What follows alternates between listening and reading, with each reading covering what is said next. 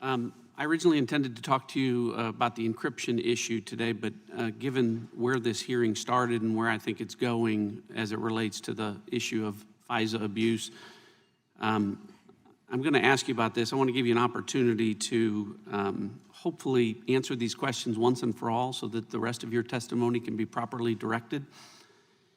It seems like some of my Democratic colleagues, because this FISA process was initiated during the Obama administration, that they want to focus on the fact that there was no abuse of the FISA process or that that abuse was not politically motivated. It started with Chairman Nadler. The very first question to you was trying to establish that the Inspector General found no evidence of political motive or bias against the president, and you responded that the Inspector General's report speaks for itself.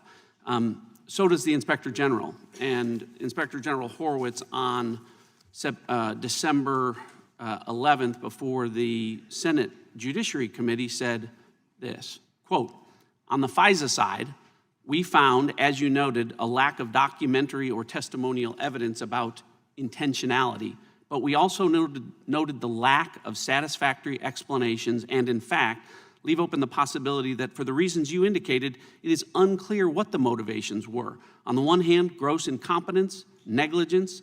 On the other hand, intentionality, and everywhere in between," end quote.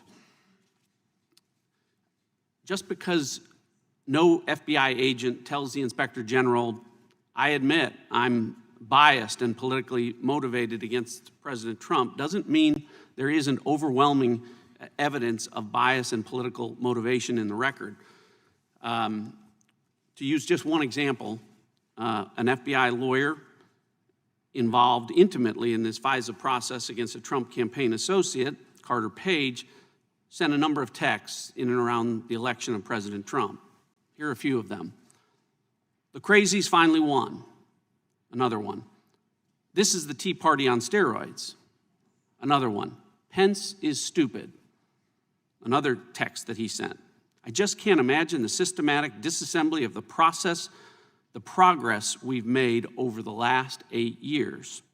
And finally, when asked whether he intended to keep working during the Trump administration, he said, quote, "Viva la resistance." Regardless of what that FBI lawyer admitted, do you see evidence of political bias or motivation against President Trump in those text messages?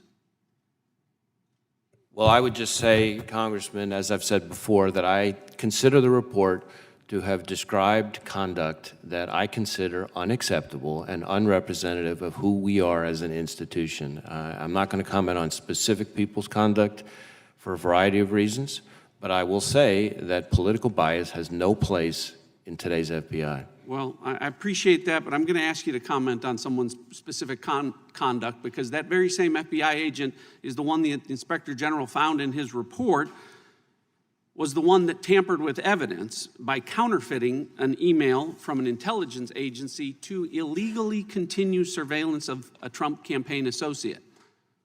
That's what happened, right, Director? Again, I would just refer you to the report. Well, the report acknowledges that.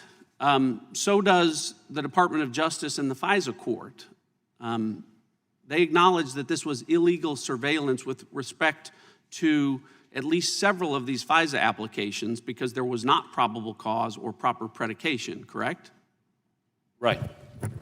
So to the point of one of my Democratic colleagues that there was no fraud on the court, illegal surveillance and changing evidence to conduct illegal surveillance is the very definition of fraud on the court, is it not? Well, I certainly think it describes conduct that's utterly unacceptable. And it's what took place here. Well, again, I refer to the report. We have accepted, I've been very clear about this, we've accepted every finding in the Inspector General's report, including some that are extremely painful to us as an institution. And I appreciate it, Director Wray. I love the FBI. You know my background. I know what you're trying to do. I know the difficult position that you're in. I think the record is clear. I remain convinced that the prior administration weaponized the FBI for political motivation and purposes.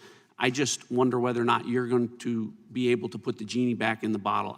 I truly know that your motivations are to do that. I wish you the best of luck. I yield back.